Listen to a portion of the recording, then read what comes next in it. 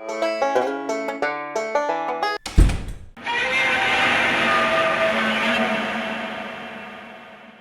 everybody, Yankee here. Just a few minutes ago, I was talking about some of the new models Smith & Wesson has just started offering.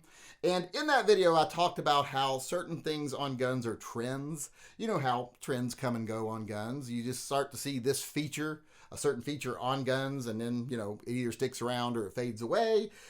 Something like red dots. It's like every gun is cut for a red dot nowadays. Is it necessary? Not really. It's trend. Now, will it stick around? It probably will, because that one is actually useful. Some trends are great. Some trends, not so great. Like the all cut up slides. Remember, for a while there, it was getting to where slides were more whole than they were metal. And I really didn't care for that. It went a little extreme. It got to the point where sometimes it was affecting performance because the slides were too light.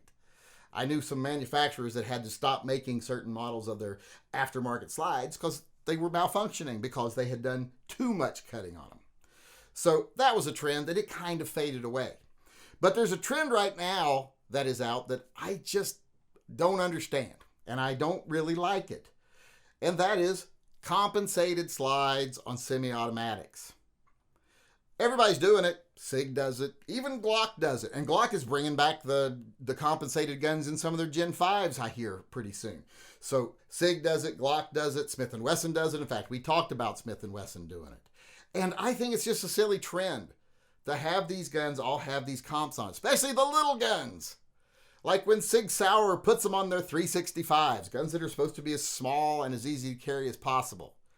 All you're doing is adding more metal to the end of the gun, making it heavier, making it longer, and not really doing anything. As I've said before, I am not convinced that comps do anything on handguns. Period, I should say. Because I've never seen proof of it. And I know too many people that can't feel the difference. And I say I can't feel the difference every time they shoot it. I am the same way. I have the same gun. One model's compensated, one isn't. And I've said before, I can't tell the difference. Now, maybe I'm just an uncouth savage, but I hear that from so many people that can't tell the difference. And I've never seen anyone go to the trouble of trying to prove it. I mean, the physics are slightly sound, but I don't think they're sound enough. Because when you actually have the recoil from the gun, from the explosion, I don't think that little diverted amount of energy is going to be enough or come into play fast enough to make much of a difference. So I'm not sold on compensated barrels or slides on handguns anyway. And here's the thing, a lot of them, the barrel's not even compensated. It's just the slide. But it seems to be the trend now. You see it on the P320s. You see it, like I said, on the P365s. You even see it on some of their higher end guns, like the 226 Legion, etc. And like I said, all it does is add extra length and weight. You see it on 2011s a lot. I just don't think it does anything. Now, I like the looks of them sometimes, but that's all it is. It is a cosmetic trend. And now they did it on the Smith & Wessons recently. And I actually in the video mentioned that I don't care about the compensation part, the compensator cuts, but I did like the way they did the rest of the slide. And they didn't lengthen the slide. On the M&P 2.0 metal, they didn't lengthen the slide any. In fact, it's a little shorter. So then I'm like, well, then it's not a big difference. It doesn't matter. It's one of those things, it's there if you like the looks of it. And if you don't like the looks of it, get one without it. But otherwise, it's not hurting anything. It's just not helping.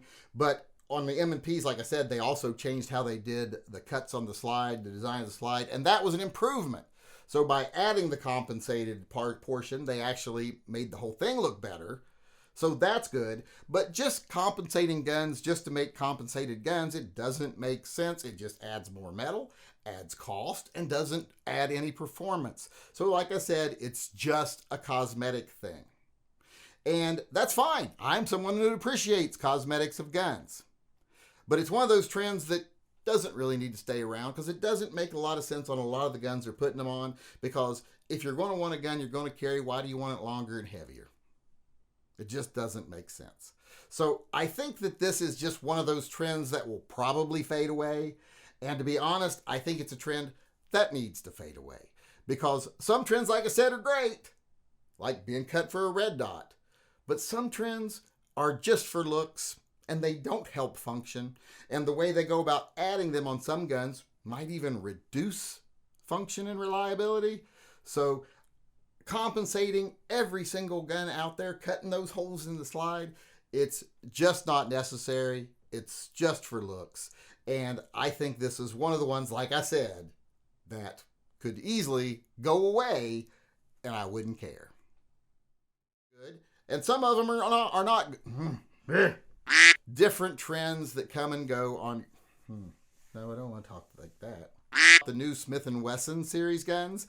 And just a few minutes ago, I was filming the new Smith & Wesson model M&P guns.